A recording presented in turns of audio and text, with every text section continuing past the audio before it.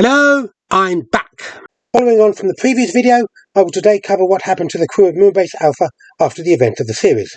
Unfortunately, as the technical notebook timeline ends with the Dorcon attempt to abduct Maya, the only information I can find on this period of Moonbase Alpha's journey is contained in the Shane Johnson timeline written for the operations manual.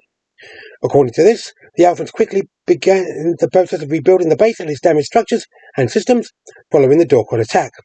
However, almost 4 weeks after the incident, it is discovered that crucial control circuitry and command center is suffering from molecular corrosion caused by exposure to the Dorcon's meson beams.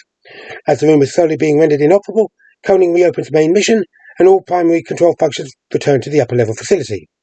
22 days later, John Koning and Helena Russell are married in a ceremony, with Alan Carter, empowered by Koning, conducting the service. About 2 months after the wedding, another black sun appears in the lunar sky.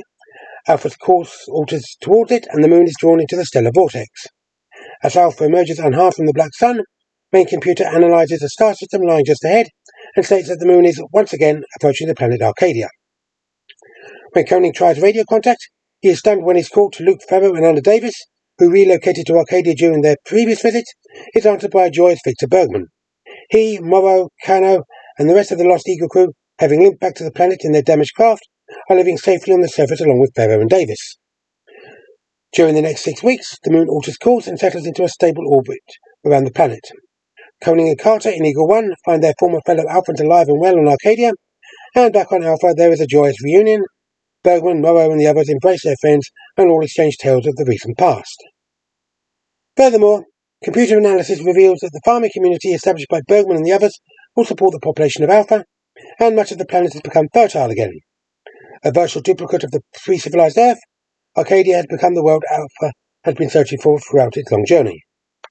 At long last, Operation Exodus takes place. Moonbase Alpha is stripped for all possible construction materials. Using all Eagles, the Alphans colonize Arcadia, bringing their journey to full circle.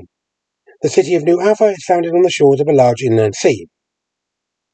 Almost a fortnight later, Tony Badeschi and Maya are married in an outdoor ceremony conducted by John Koning. Victor Bergman, Maya's adopted uncle, gives the bride away. Nearly a month afterwards, Paul Morrow and Sandra Bennett are married as New Alpha's first chapel building, a structure of stone and native wood, is dedicated. Victor Bergman, having chosen to serve as New Alpha's first clergyman, conducts the wedding service. The final entry on the timeline relates to the birth of Victor Andrew Koning, 7 pounds 12 ounces, at 08:42 hours on March 10, 2010, to parents John and Helena Koning. His is the first birth on Arcadia in untold centuries. Although not explicitly stated, I would assume that this is based on actual elapsed travel time, using the timing convention in place before the pre-Arcadia time warp, as this would fit the calendar used by Ferro, Davis and the others.